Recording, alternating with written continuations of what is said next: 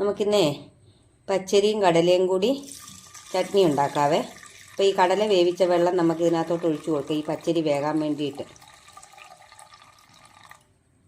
മതിയാവുമായിരിക്കും.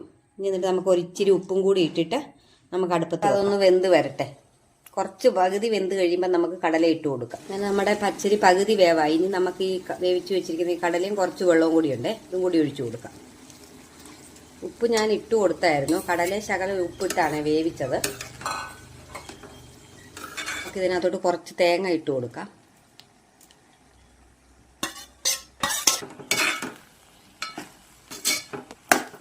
അപ്പം നമുക്ക് കടുക് വറക്കാവേ. ഇത് കുറച്ച് ഉള്ളിയും 2 വറ്റൽമുളക് മുറിച്ചിട്ടതും പിന്നെ ഞാൻ 2 കാന്താരിയും കൂടി അരിഞ്ഞിട്ടേ. കാന്താരി ഇടണമെന്നില്ല, ഞാനിപ്പോൾ ചെറിയ എരിവ് കിട്ടാറുണ്ട്. വറ്റൽമുളകും ഉള്ളിയും ഇതുള്ളൂ. ഇനി ഒന്ന് മൂക്കട്ടെ. ഇനി ഇത് മൂത്ത് വരട്ടെ. ഉള്ളിയൊക്കെ മൂത്ത് വന്നിട്ടുണ്ടേ. ഇനി നമുക്കിത് ഇതിനകത്തോട്ട് ഇട്ട് കൊടുക്കാം.